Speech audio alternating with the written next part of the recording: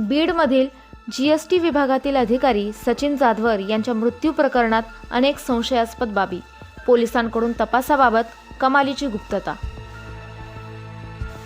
बीडच्या जीएसटी विभागात कार्यरत असलेले सचिन जाधवर 16 जानेवारी 2026 रोजी दुपारी 2:15 वाजता घरातून गेल्यानंतर बेपत्ता होते।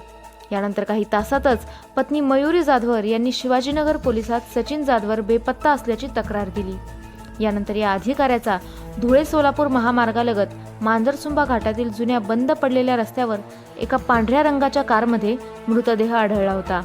कारच्या खाली एक मडकं, ज्यामध्ये कोळसा, आणि कारच्या आतमध्ये ज्या सीटवर सचिन जाधवर यांचा मृतदेह होता त्याच्या समोरच काही दगड ठेवून त्यावर मडकं आणि त्यामध्ये जळालेल्या अवस्थेत कोळसा आढळून आला। तर सचिन जाधवर यांच्या कानातून आणि नाकामधून रक्त देखील बाहेर येत होतं। सीटवर देखील रक्त पडलेलं होतं। पोलिसांनी दिलेल्या माहितीनुसार त्यांच्या जवळ एक सुसाईड नोट मिळाली आहे, ज्यामध्ये जीएसटी विभागातील अधिकारी प्रदीप फाटे हा त्यांना त्रास देत होता। एका अधिकाऱ्याचा अशा प्रकारे मृतदेह आढळून आल्यानं बीड जिल्ह्यामध्ये खळबळ उडाली आहे। या प्रकरणात 7 दिवसांनी पत्नी मयुरी जाधवर यांनी जीएसटी विभागातीलच अधिकारी प्रदीप फाटे यांनी आत्महत्येस प्रवृत्त केल्याप्रकरणी फिर्याद दिली। त्यानुसार बीड ग्रामीण पोलिसात आत्महत्येस प्रवृत्त केल्याप्रकरणी प्रदीप फाटे याच्या विरोधात गुन्हा देखील दाखल करण्यात आला आहे। या फिर्यादीमध्ये प्रदीप फाटे हा विशेष करून हुले कन्स्ट्रक्शन आणि इतर काही कन्स्ट्रक्शनच्या फाईल लवकर कंप्लीट करून दे म्हणून तगादा लावत होता, तसेच बेकायदेशीर काम करायला लावायचा आणि मानसिक त्रासही देत होता।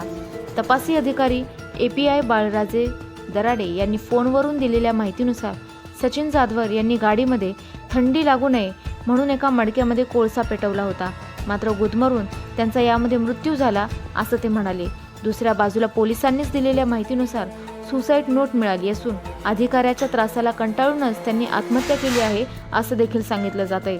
तर पत्नी मयुरी जाधवर यांनी मीडियाला दिलेल्या प्रतिक्रियेनुसार सचिन जाधवर हे आत्महत्या करू शकत नाहीत, ते स्ट्रॉंग होते। तर फिर्यादीनुसार अधिकारी प्रदीप फाटे यांच्या मानसिक त्रासाला कंटाळून सचिन जाधवर यांनी आत्महत्या केली आणि कार्यालयातील काम राजकारणाच्या जोरावर करावे लागते असा देखील उल्लेख त्यामध्ये केलेला आहे। या प्रकरणात वरिष्ठ पोलीस अधिकाऱ्यांनी माहिती देताना सांगितले की गुन्हा दाखल केला असून वरिष्ठ अधिकाऱ्यांच्या निगराणीखाली सखोल तपास सुरू आहे।